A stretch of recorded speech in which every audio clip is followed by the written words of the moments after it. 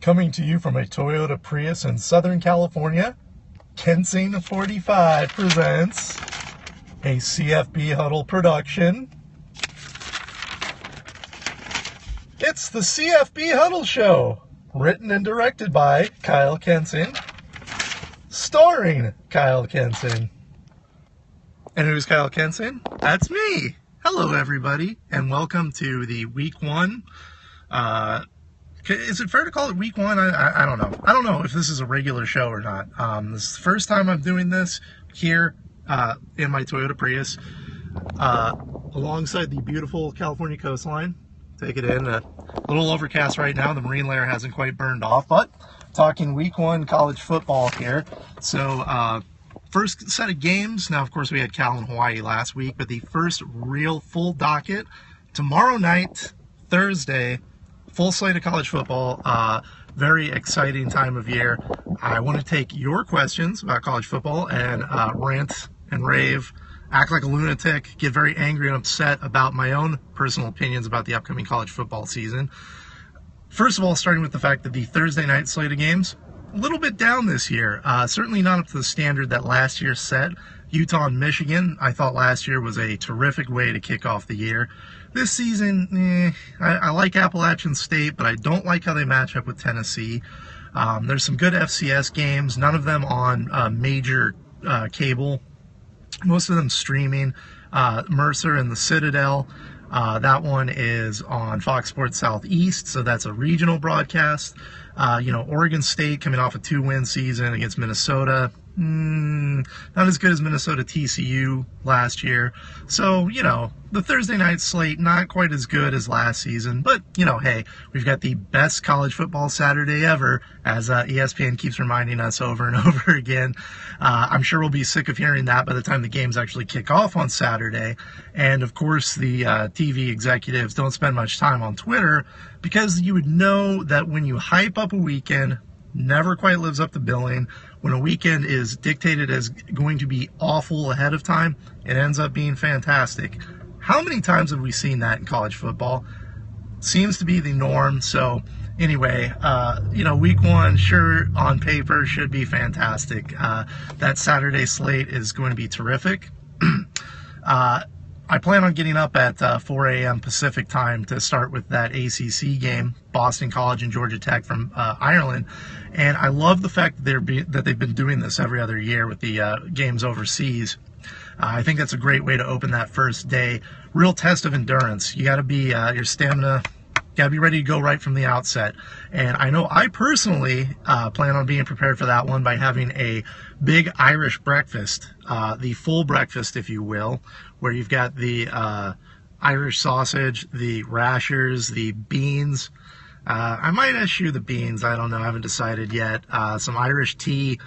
I might go with coffee instead. I'm a coffee guy myself. But going to have a big breakfast to jumpstart a full Saturday. I think it's great that we kick it off there in Ireland. Hopefully we get a little bit more interesting game than we've had the past 2 times they've been out in Ireland. Notre Dame completely waxed Navy in 2012, leading up to their appearance in the BCS championship game. 2014, Penn State couldn't seem to get Christian Hackenberg any protection in a narrow win over UCF. So hopefully Georgia Tech and Boston College provide a little bit better start to the weekend than those last 2 games over in Dublin. Of course, now 9 a.m. Pacific time, noon Eastern. That's the game I'm most excited about. Houston and Oklahoma. Oklahoma going down to Houston. Not a true road game, but for all intents and purposes it is. Playing at NRG Stadium for that Texas kickoff. Greg Ward Jr. and Baker Mayfield. There may not be a better matchup of quarterbacks all season long. Maybe one equals that, but none better. That, for me, that's the game that kind of sets the tone for the entire day, and I think probably sets the bar. Alabama, USC, obviously a lot of hype being the prime time game. I just don't know. More TV presence. I don't know what that means. TV presence. Give me some direction. I know I'm the director here, but if you give me some direction. I can cut a pro wrestling promo right now on this college football season. I would be more than willing to do that. I can go Ultimate Warrior style if that exudes more of a TV presence. So I have to properly psych myself up here. Also, the people who are going to be riding their bikes past me here on the PCH are probably going to think that I'm insane. That's all right. I can live with that. So.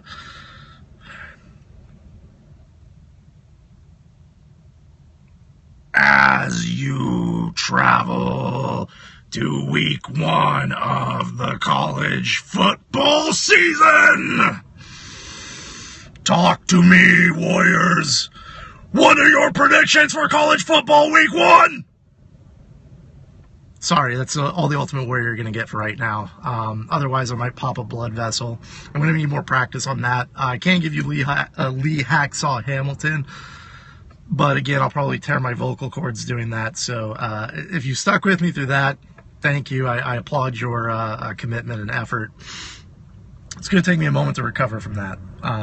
Maybe I'll have another one in me before this wraps up. But if anybody's got any questions, I would be more than happy to answer. Otherwise, I'm going to shut off right now because, as Lee Hacksaw Hamilton would say, this is your damn show. Take it over. Take the phone lines. Rancho Cucamonga, Rancho San Diego, Rancho Penasquitas, Rancho Santa Margarita. This is your show.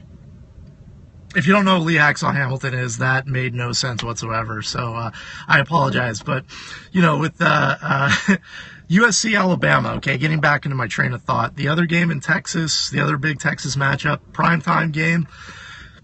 That's a tough matchup for SC. I don't really like how they match up in that one. The pro-style offense against Alabama's defense. Not the best particular matchup for them. I think Alabama's the team to beat this season. I know that is a no-duh. Do I play football? No. I play pickup hoops fairly decently. If you don't need me to jump, I can shoot the 3, but I can't jump. But no, I do not play football. But no, as far as that SC Alabama game goes, Alabama, no dust statement, the team to beat this college football season. I like them to set the tone against SC.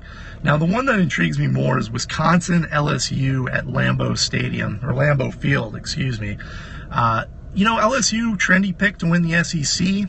I'm just not seeing it. A lot of talent, great defense, but they have that year in and year out. They have a great run game year in and year out, whether or not it's a Heisman caliber guy like Leonard Fournette or running back by committee as they've done in the past. But, with Brandon Harris at quarterback and Cam Cameron calling the plays, I don't really like that LSU team that much, and I think Wisconsin is more than capable of pulling off that upset. I like that Wisconsin team a lot. I think they've got a lot of great linebackers. I really did kill my voice doing those 2 impressions, by the way. Wisconsin's got great linebackers. I like Jack Sitchie a lot. I think he'll thrive in Justin Wilcox's defense. The personnel didn't work at SC. It was a square peg, round hole kind of situation. But I think that Wisconsin this season is going to fit really nicely with what Wilcox likes to do. And I think Wisconsin can win that game against LSU.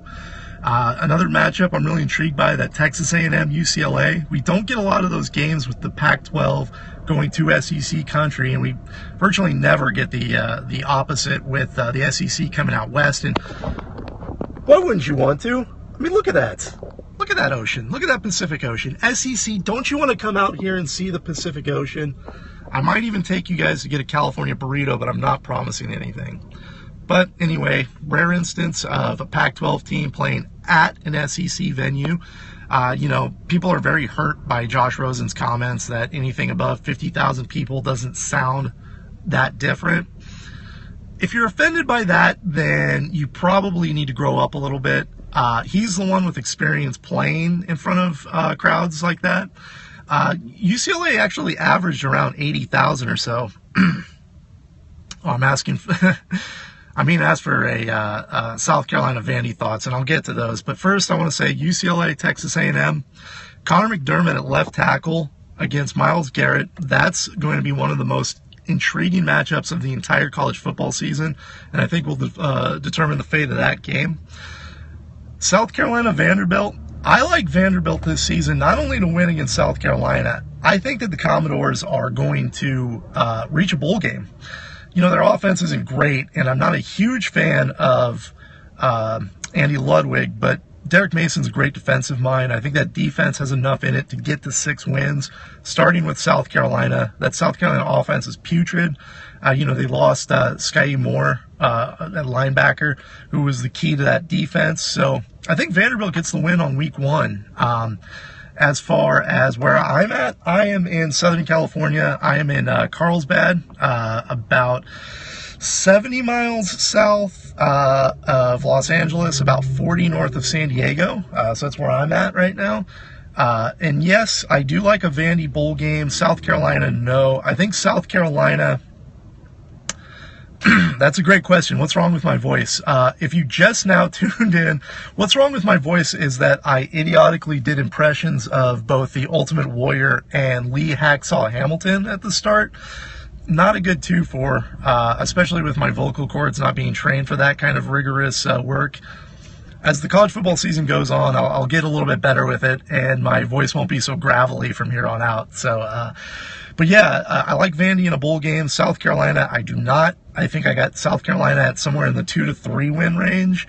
I think they're going to finish down there at the bottom of the SEC East. So that's my thoughts on that one.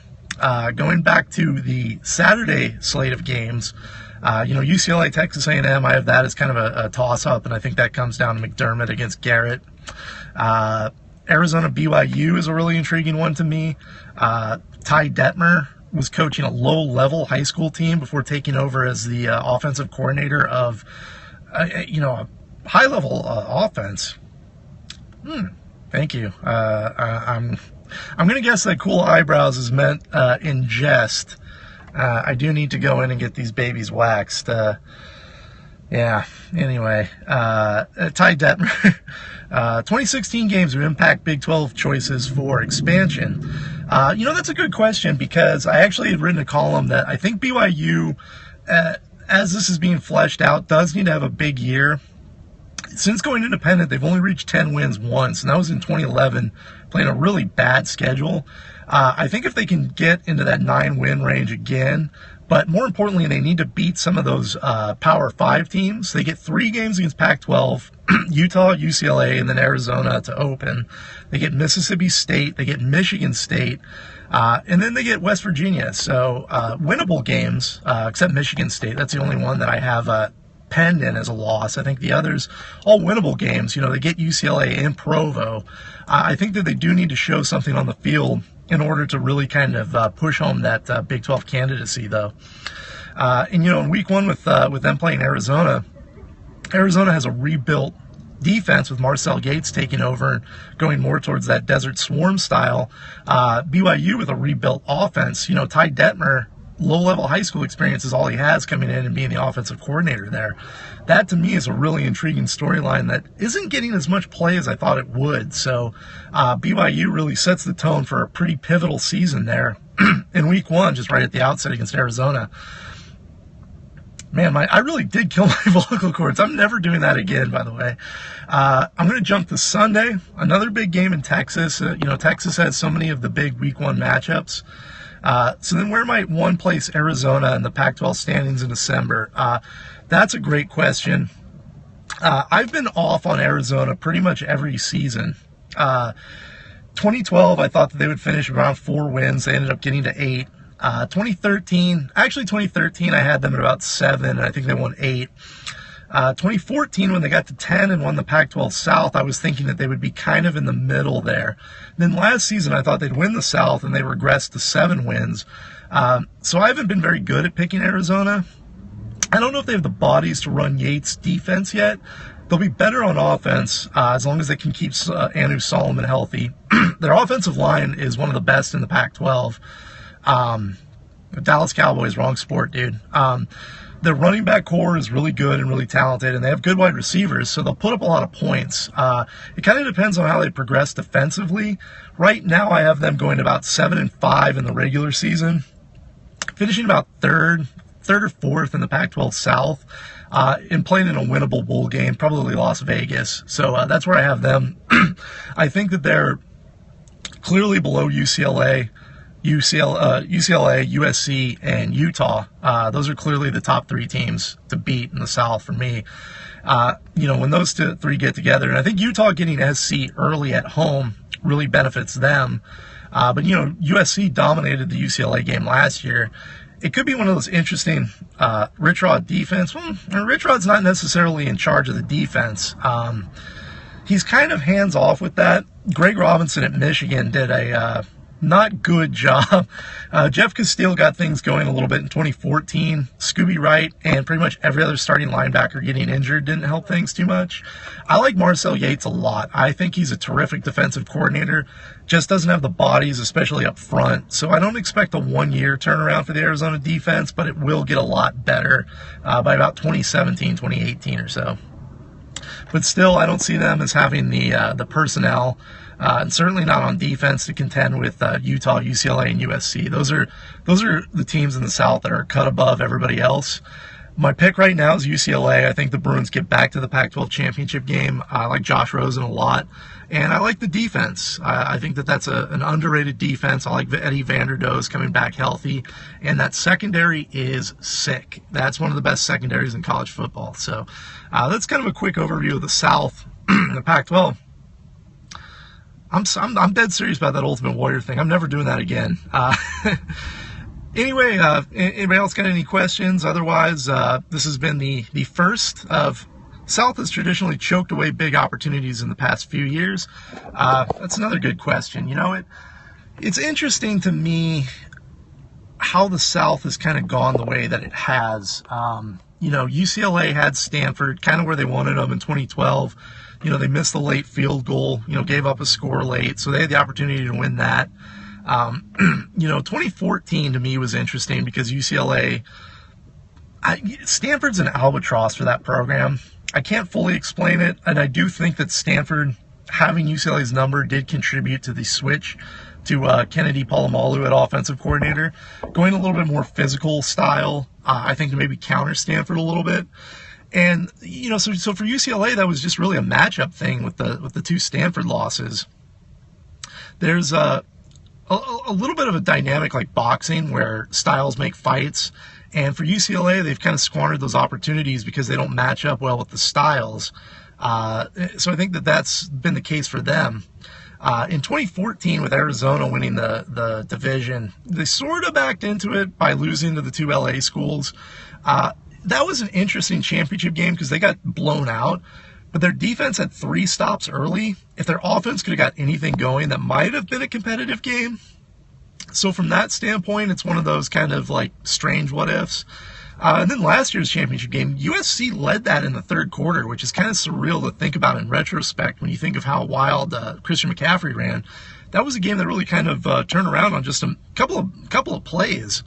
So the gap between the South and the North, I don't think is nearly as pronounced as it might seem when the North's won every championship, because there really have been some missed opportunities. I think really does come down to a matchup of styles, and last year Stanford just kind of wore USC down. USC was playing over its head, I think, early in that game. Same thing that happened in the Coliseum when those 2 teams played was that SC just sort of ran out of gas there in the second half. One other question I got was, what's my name? Here.